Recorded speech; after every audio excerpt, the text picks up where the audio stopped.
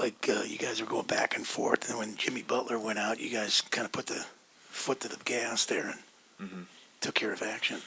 Yeah, I thought at first we were allowing the zone to make the ball stagnant a little bit, but we were able to get to the second side and attack them, forcing them to make tough plays on a 2-on-1 on the weak side. So that was the game. We got countless numbers of threes, and that's really what put the game away.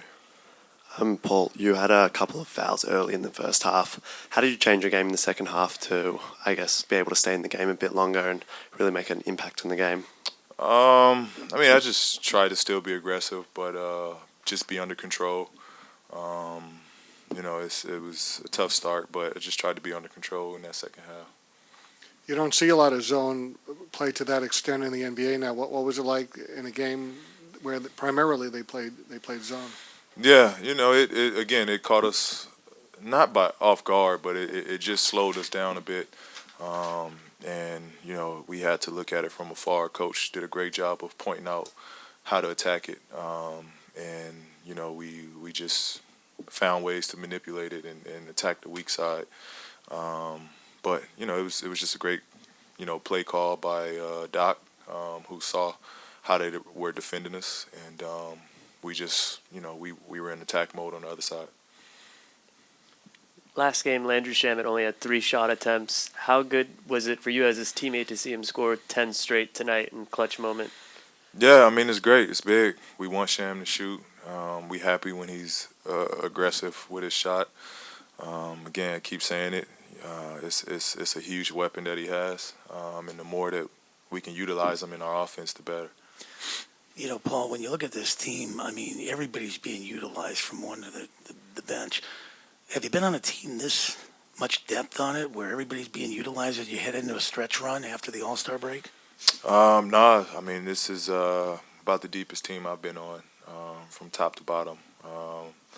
It's unique, where you got a great starting group, you got a great bench group, and you got experience on both bench and starting group. So it's really unique, and I think the best thing about it is no matter who's in, who's out, who's plugged, with which group, we keep it rolling. We find ways to get guys looks, and it's just everybody's just aggressive.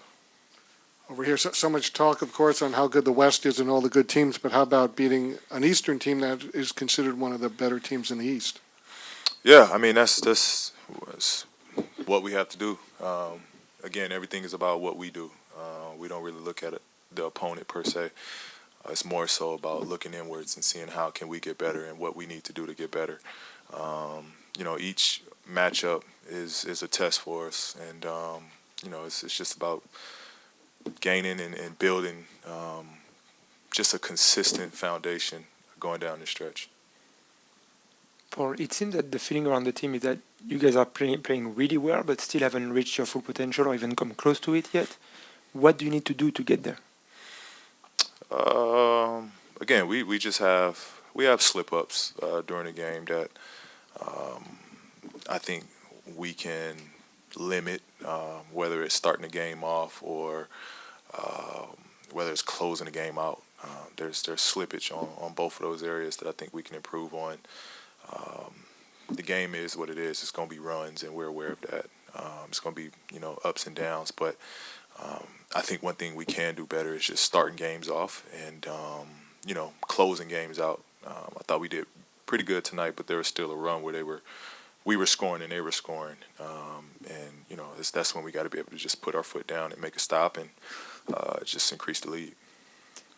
Hey, Paul, talking about building camaraderie and that continuity off the court with your teammates, how are you guys doing that? What's going on that you guys seem to kind of be coming together? It's more so on the road, but it's what every team does. We'll go out to dinner, we'll go bowling. We'll hang out. We find our times to hang out on the road. Some guys play video games, where we'll just hang, or we'll play cards. We're finding ways to build that, and it's working. It's showing. Everybody's getting more comfortable, and our chemistry is improving. Looking at the stats, their best player had 3 baskets all night. So how key is that to beating another team when you can do that to the other team's top scorer? I think it's very valuable. Again, to have so many defenders to be able to throw at the team's best offensive guy. I had a stint on him. Kawhi had a stint. Mo had a stint on him.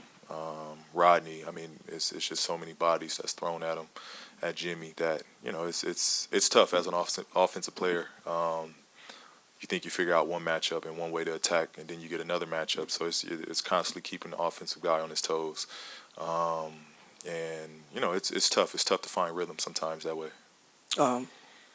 Paul, you've been in the league basically a decade. At this point, you've been an MVP candidate. You've been an All-Star. It's your first season here in LA. Sometimes new teams and new situations can bring out things in players. Do you feel like you've experienced any personal growth throughout this year? Yeah, of course. I can always be a better player. I think at this point in my career, it's just focusing on being more complete, and just being well-rounded. I think I've done everything I've wanted to except win it all, and that's what's most important. So there's always room to improve. There's always another level that I want to get to, and I think I can get to. And that's what's always driven me in this league. It's just not being complacent, and just wanting to be the best player I can be. That's only going to help the team.